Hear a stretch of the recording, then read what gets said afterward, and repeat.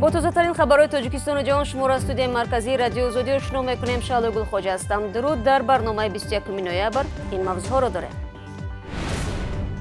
مشتری دستنورس است. شرکت تیسل وجود مشکلات در علاقه موبیلی و اینترنتی را اعتراف کرد، اما گفت به آنها وابسته نیست. دادگاه حکم ابد داد، اما مادر حمله‌آور اساسی به سیاحان خارجی میگوید باید سرپرستان اصلی جنایت دستگیر شده برای کشتار جهانگردان پاسخ بگویند. این کودک من با پرجیز دادن موفقیت نمیکرد گناهش، برای که بعد از خواهرناسی رو کبیری شده است. این کار پیش خودش نشده است. و پشیمانی در عرفه رهایی از زندان. سابق امیر حرکت تندروی حزب تحریر حیله دارد یا صمیمی است؟ تقریبا 19 سال می شود او در محبس است و هیچ وقت این گونه اعلامیه را پخش نکرده بود. اما شروع میکنیم از موضوع دیگر. شرکت تیسل با پخش یک آگاهی اعتراف کرد که از شام 20 نوامبر به این طرف مشتریان برای دسترسی به اینترنت و گفتگوی تلفنی مشکل دارند. در آگاهی نامه آمده است که این وضعیت به شرکت وابسته نیست و فعلا تلاش ها برای برطرف کردن آن جریان دارد. تقریبا یک شبانه روز می شود که مشتریان شرکت تیسل از زنگ‌ها و اینترنت محروم شدند. شرکت تیسل که صاحب بیش از 2 میلیون مشتری است، جزئیات مشکل را شرح نداده است.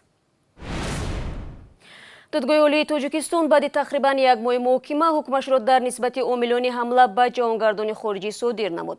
به همین ترتیب حسین عبدالصمدov رهبر گروه حمله‌آوران برای عمرباد پشت پنجره خواهد بود. وکیلان دفاع میگویند پیامد جنایت خیلی وزنین بود و از این خاطر دادگاه چنین حکم برآورد. امروز در برابر عبدالصمدov باز 14 نفر دیگر نیز در رابطه به حمله حکم خود را از دادگاه شنیدند. مولا رجب یوسفی با تفصیلات بیشتر. دادگاه عالی تاجیکستان امروز 21 نوامبر حکم عاملان حمله به سیاحان خارجی را صادر کرد. بر اساس حکم دادگاه حسین عبدالصمدov همچون سرکرده این گروه به حبس ابد محکوم شد. همون شخص اساسی عبدالصمدov به جزای 1 عمر محرومی از آزادی محکوم کرده شد. نسبت دیگرش 1 سال تا 1 سال 6 ماه جزای محرومی از آزادی، 2 نفر 16 سالی از آزادی محروم کرده شد. مادر حسین عبدالصمدov گفت از حکم دادگاه ناراضی است و از بالای آن شکایت خواهد برد. این کودک من با پرجیز دادن موفقیت نمیکرد گناهش، برای که بعد از خواهرناسی رو کبیری شده است. این کار پیش خودش نشده است. من همه طلب دارم که بیا خپن ما را بیارن، ما بریم با همه خطه ما صحبت کنیم، بعد کارو حل شوند. من خیلی میرم از پیش پگنران پرکراتور میرم، میگم که خیلی بیاریم بکوین نماش هم بیاریم. من نمیدونم که این چی گپ شکیره. خیلی 25 سال، خیلی 30 سال این پرجیز نیست. هم خیلی خونم مستشید.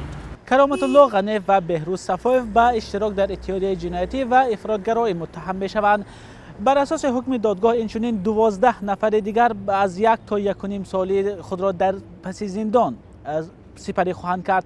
تنها بهرنیسا حیدر و یگانه زنی که در میان گمانبران که به 1 سال زندان محکوم شده است، حکمش به تعلیق گذاشته شد. این هم به خاطر داشتن کودک نابالغ. حمله به سیاحان خارجی روز 29 ایول امسال در منطقه سیبستان دنغره رخ داد.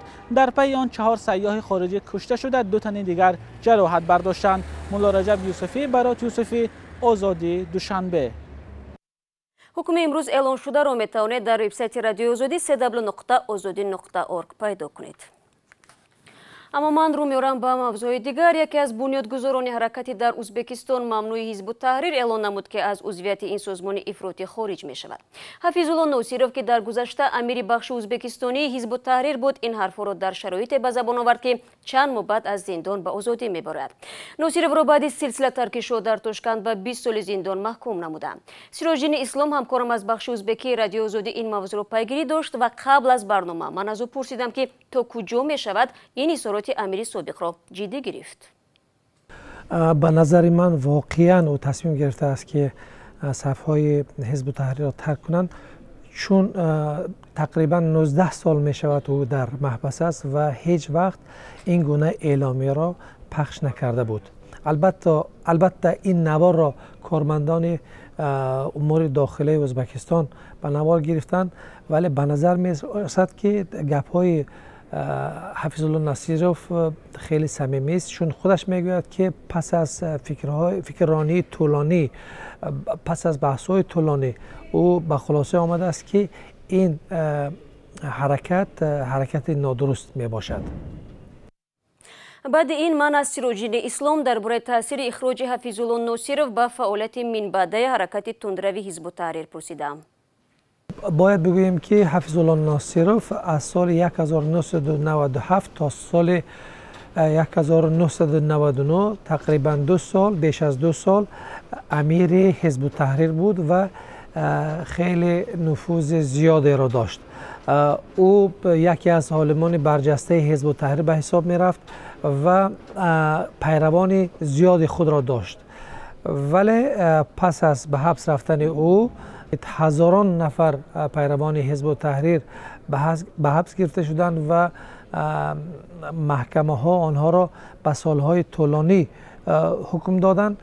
به نظر من این تصمیم حفیظ الله ناصروف خیلی عمیق خواهد بود و البته بعضی ها شاید از او رنجند، ولی مسلمان های زیادی که بیرون از ازبکستان زندگی میکنند و خود ازبکستان البته از این عمل او خوشحال خواهند شد، چون یک عالم برجسته بود و بسیاری ها او را خوب میشناختند. سوال دیگری من از سیروجین اسلام درباره نفوذ فعلی سازمان حزب التحریر در ازبکستان بود. البته ما نمیدانیم چقدر نفوذ دارد در ازبکستان، تعدادشان را نیز ما نمیدانیم، ولی یک چیز دقیق است که از سالهای 1998 تا گوییم تا 2016 حتی 17 هزارها نفر پیروان حزب التحریر به حبس گرفته شد و صدها نفر آنها در محبسخانه کشته شدند.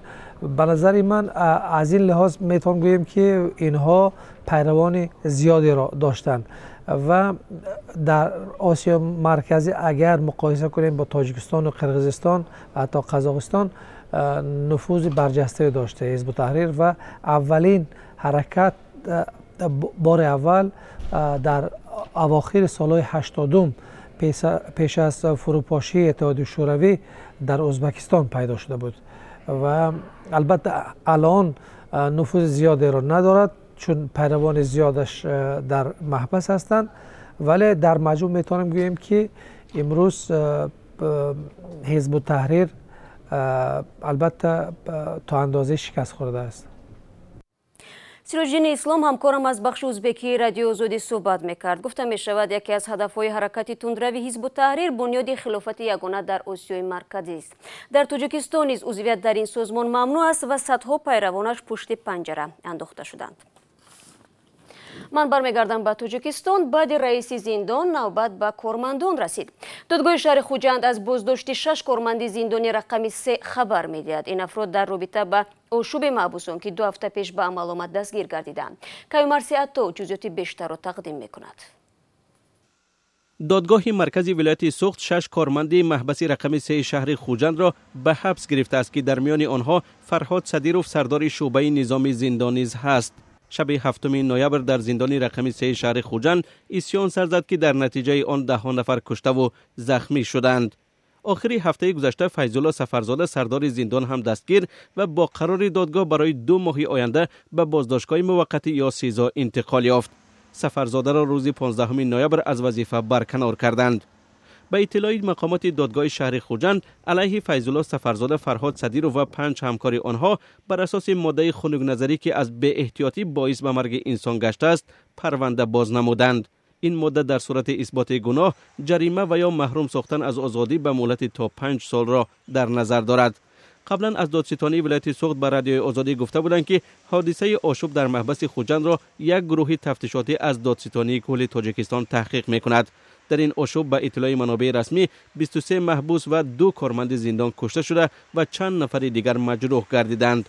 اما منابع غیر رسمی از هلاکت تقریبا 50 نفر در این حادثه خبر می‌دهند.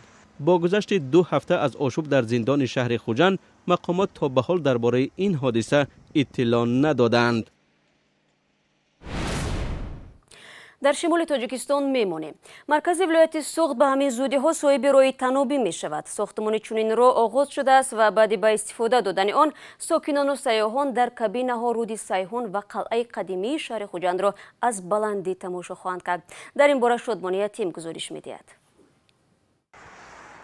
ساکنان و مهمانان شهر خوجند تا اول سال آینده می توانند بر فراز رود سیر و قلعه قدیمی مرکزی ولایت سوخت توسط راه تنابی حرکت کنند. در چهارباغ کمال خوجندی ساختمان پایه های این راه تنابی تقریباً به انجام می رسد. طبق طرح این راه 1 کیلومتر طول کشیده از چهارباغ کمال خوجندی تا نزد مجمعه اسماعیل سامانی می رود. بلندی آن بر رود سیر 35 متر خواهد بود. برای سیر ساکنان 47 کابینه که هر کدام گنجایش 4 نفر را دارند توسط خط سیم حرکت خواهد کرد. سوارشوی از دو جانب صورت می گیرد. چهارباغ کمال خوجندی در کنار قلعه قدیمی شهر خوجند جای اصلی سیر و تماشا و جلب مهمانان و سیاحان در مرکز ولایت سوخت است. هر روز تا درگاه شب اینجا از آدم خالی نیست. اساساً از هوا تماشا کنیم خیلی خوب می شود به نظر من. با گفته مقامات ولایت سوخت راه تنابی با پل صاحبکاران محلی بنیاد می شود. برنامه را ادامه میدیم. ساکنان محله در یکی از ناحیه‌های توبه مرکز شکایت دارند که سالهاست اذیت قبرهای فرسوده را میکشند. آنها مجبورند بوی غلیظ اخلاطی را که توسط جویبارها جاری است تحمل کنند. طوری معلوم شد مسئولین از این وضعیت آگاهند، اما چرا تا به حال برای رفع این مشکلی دست به کار نشدند؟ سرویناز روح‌الله و شهلای عبدالله معین کردند. کانالیزاسیون همه قبرها محکم شده رفتگی. نمی هر روز توزه نکنی اگر همه جزی شده می رود. روزی صحیح بابیف رئیس این محله ناحیه رودکی با توزه کردن جوی نزد بینای استقامتیش شروع می شود. هر هفته همین محکم می شود. او که سر دادن اون قبرها محکم می شود. همین او فقط بین دو دومی ما دمی بین پنجتا یا پدیزاشون دیگر بودکو برآمده نمیتونن. این هر اون جنگل این قطعه میخواد.